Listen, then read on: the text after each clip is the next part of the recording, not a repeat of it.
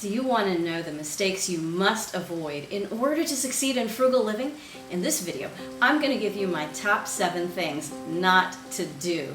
And stick around to the very end because I have a bonus tip that almost no one talks about.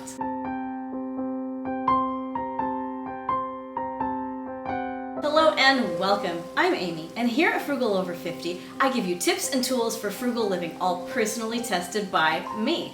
Now let's get right to these 7 things that you need to not do. Number 1, trying to do everything too quickly, right away. Jump in with both feet, change everything at once. If you are new to frugal living, or if you're coming back to frugal living after having been away from it for a while, you may be tempted to look around your life and say, I need to change everything. What a mess I'm in.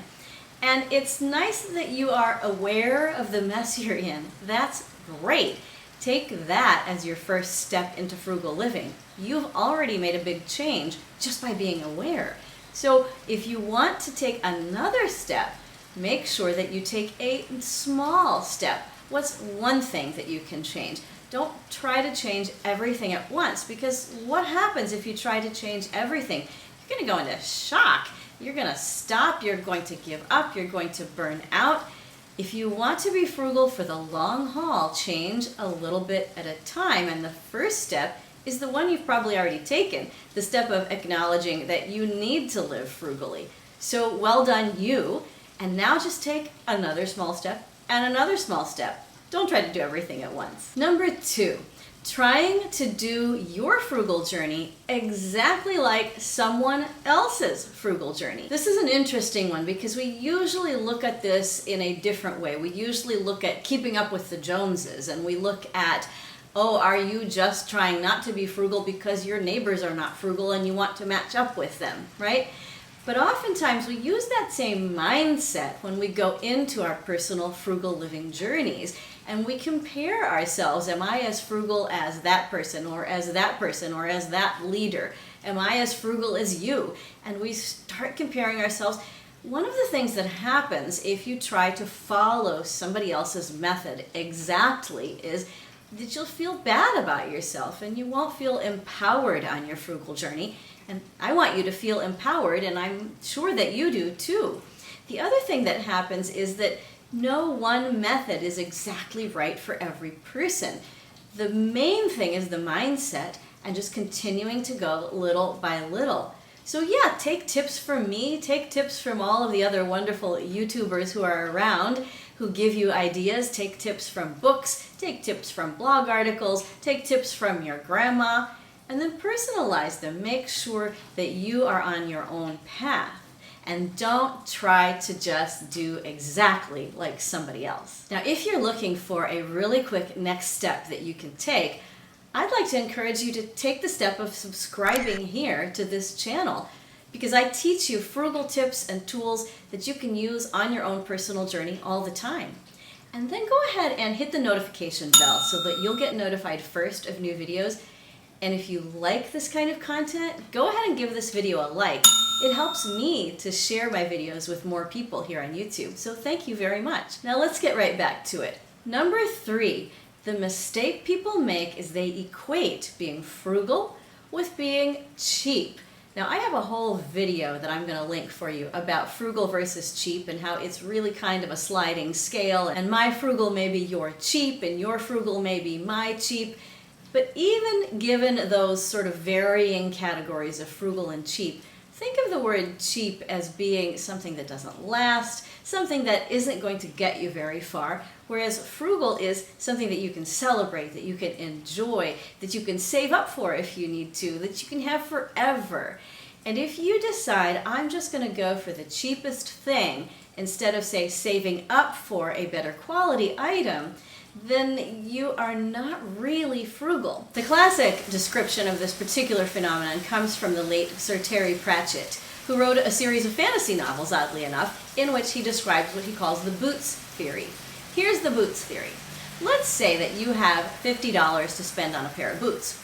If you spend $50 on a pair of boots, they're going to last you 10 years, and they're going to keep your feet warm and dry.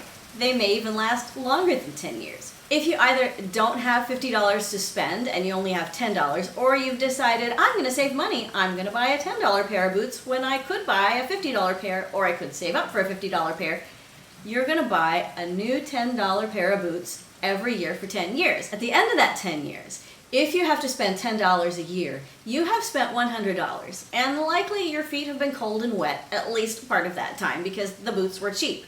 If you spent the $50 at the end of that 10 years, you have $50 more in your pocket than the person who spent $10 a year, and your feet have been warm and dry the entire time.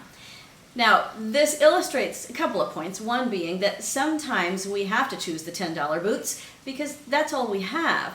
But it also illustrates the point that sometimes we're just being cheap, and being frugal and being cheap are not the same thing. If you can save up for that $50 pair of boots, then you're in great shape 10 years down the line. Number 4, buying a thing or buying several things just because they're on sale or because you see a good deal. This is something that marketers really want us to do. It's on sale, today only. It's a good deal, today only.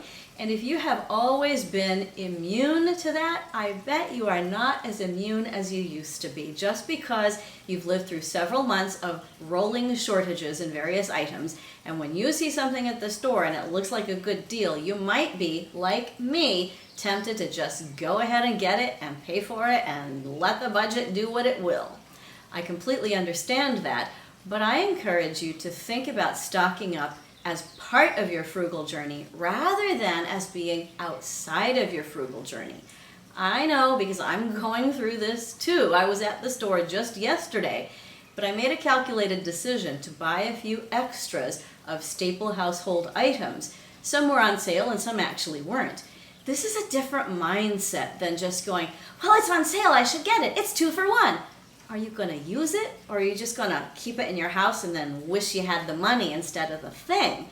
Think carefully about what's on offer. Is it a really good deal if it's $5 off? It might not be if you don't need the item, if you can't put it to good use, and if it doesn't fit with your budget and with your long-term plans for your stuff. So be careful about deals and sales. Number 5 is what the business people call opportunity cost. Think about your time and think about your money and think about both of them as resources that you can spend. Do you prefer to spend your time doing something or getting something or making something? Or do you prefer to spend your money doing something or getting something or making something? I've given an example here before on this channel about how I wrestled with this with taking care of my lawn. I have a couple of side hustles, and I could spend my time working on my side hustles and making money. Or I could spend my time working on my lawn. What I have discovered in my particular situation is that it makes more sense for me to spend my time earning money at my side hustles and then paying somebody else to spend their time working on my lawn. If I try to work on my lawn, I don't get my side hustles done, and so I don't earn any money. If I earn money, then I have it to spend on taking care of my lawn and on other things. So think about things that you want to do or that you want to get done, and use time as one of the elements in your budget. Don't just go, I'm going to do everything myself, because you'll be exhausted. You'll have stuff that doesn't work because you don't know how to fix it or take care of it. And you won't be able to take advantage of the time that you could have been doing something more profitable, more productive for your ultimate goals. Number 6 is a hard one to deal with. It's disregarding health. I say this is a hard one to deal with because many of us, especially if you're a woman in your 50s or older, we're dealing with something with our health, whether we want to or not. And it can be easy to say, well, I just won't get this, or I won't do that, or I'll wait on that, because medical care and medication, especially in the United States, is so expensive, and right now it's challenging to find a way to safely go to the doctor. There are all kinds of difficulties that we face in taking care of our health. But think about this at a very foundational level. How much rest are you getting on a daily basis? Are you getting what you need? How much exercise are you getting? Are you getting a regular level of appropriate, moderate exercise that keeps your fitness going and helps you increase your fitness? Do you have people that you can talk to? Are you all alone? Is there somebody you can reach out to? Or do you have people you can connect with? How are you feeling about everything that's going on in the world? Do you have a place that you can go to work through everything that's happening? Everybody is going through a rough time right now. Do you have a place you can go and just be at peace? How are you doing with absorbing too much news or too much? You know, we have this 24-hour news cycle. Everything is happening all at once. Are you able to shut down and just be okay in the moment? These are really important things, and then just basic things like flossing your teeth and brushing them and using mouthwash and eating nutritious foods. Think of those things as taking care of your health in a really deep and profound way, so that when you need the extra help, as many of us do, I certainly take some maintenance medications just to keep me going through a couple of health problems, then those medications can work better for us. We are helping our bodies, and our medications are helping our bodies, so don't disregard your health, even though it's hard. And number 7 is thinking that you have to deprive yourself. I can't have any hobbies, I can't have any passions, I can't do anything that I love, oh my goodness. Well, that's not true. One of the things that you can celebrate is frugal living itself. And this is something I talk about here a lot. Enjoy your pathway and make frugal living a hobby. Make it one of your passions. But you know, frugal living may be just something you do like exercising and brushing your teeth. It may not be something that you just live for like some of us do, obviously.